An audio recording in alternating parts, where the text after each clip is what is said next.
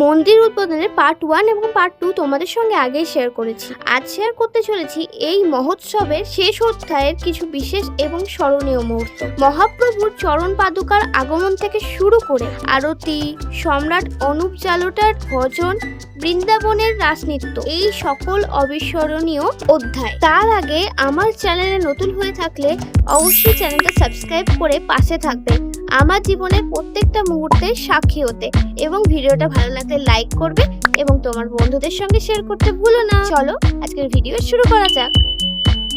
পর্ব 1, মহাপ্রভুর চরণ পাদুকার আগমন।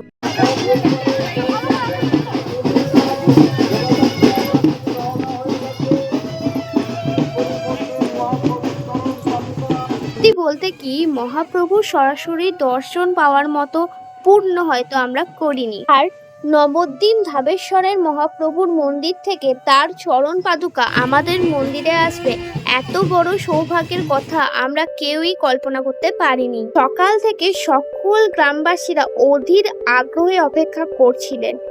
গ্রামের প্রবেশ পথে দাঁড়িয়েছিলেন অসংখ্য মানুষ। তোমরা দেখতেই পাচ্ছ চারদিকে কত মানুষের সমাগম। অবশেষে ঘোড়ার গাড়ি, নিরাপত্তা রক্ষী এবং ভক্তদের উচ্ছ্বাসের সঙ্গে মহাপ্রভুর চরণ পাদুকার আগমন ঘটে। এদিকে ফুল বর্ষণ, হরিনাম এবং ভক্তদের জয়ধ্বনির মধ্য দিয়ে চরণ পাদুকাকে মন্দিরে নিয়ে যাওয়া হয়।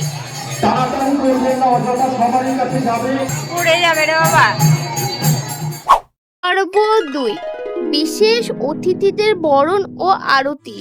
দুপুরের পর শুরু হয় বিশেষ অতিথিদের বরণ পর্ব।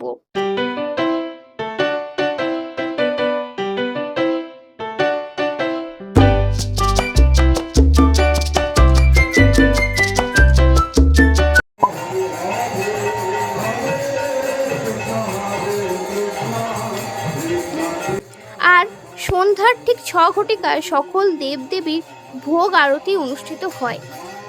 আরতির সেই মনোমুগ্ধকর পরিবেশ, ঘণ্টার ধ্বনি এবং ভক্তদের উপস্থিতিতে মন্দির প্রাঙ্গণ ভরে উঠেছিল।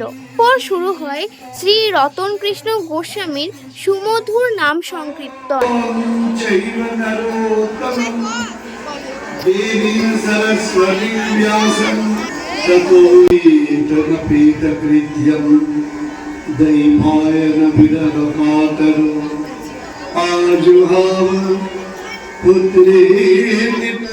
পর্ব 3, পদ্মশ্রী প্রাপ্ত পণ্ডিত সম্রাট অনুপ জালোটা মহাশয়ের ভজন।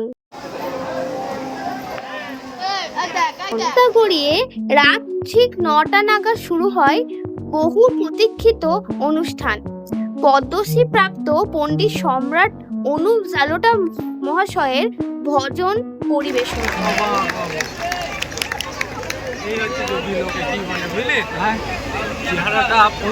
আমাদের মধ্যে এই মাত্র এসে উপস্থিত হয়েছেন আন্তর্জাতিক খ্যাতি সম্পন্ন পদ্মশ্রী পুরস্কার প্রাপ্ত শিল্পী পণ্ডিত অনুপ জালোটা মহাশয়। ওনাকে আন্তরিক অভিনন্দন।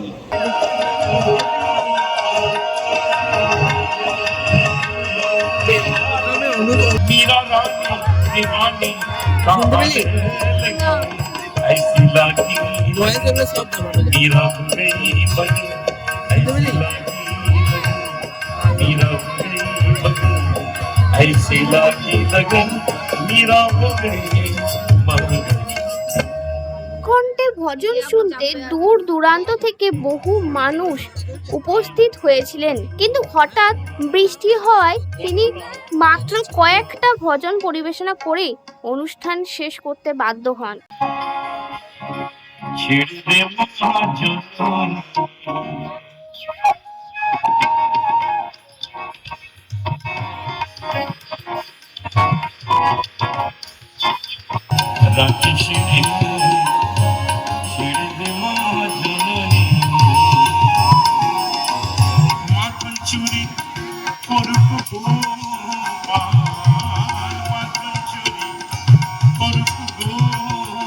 পর্ব 4, বৃন্দাবনের শিল্পীদের রাসনৃত্য। সন্ধ্যা 5:30 থেকে শুরু হয় বৃন্দাবনের শিল্পীদের অপূর্ব রাসনৃত্য।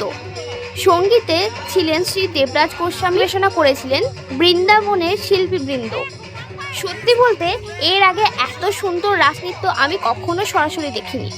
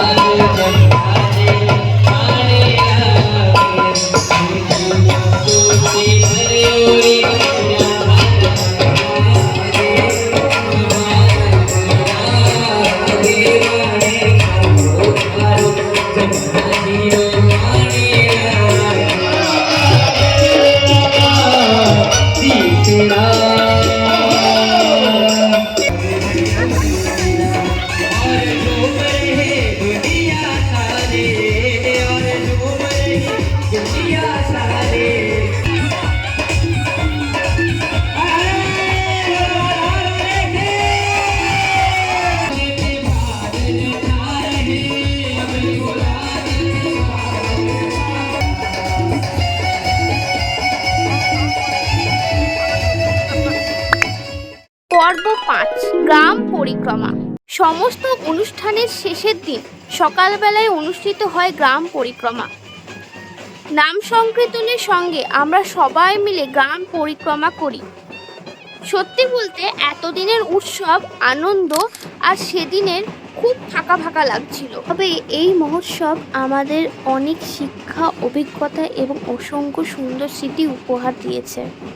জানি না ভবিষ্যতে আবার এমন সৌভাগ্য হবে কিনা, কিন্তু এই দিনগুলো আমাদের সবার হৃদয়ে চিরস্মরণীয় হয়ে থাকবে।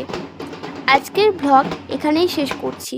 ভিডিওটা ভালো লাগলে অবশ্যই লাইক, কমেন্ট, শেয়ার এবং সাবস্ক্রাইব করে পাশে থেকো। আমার জীবনের আরও একটা নতুন এবং বিশেষ ব্লগ নিয়ে হাজির হব।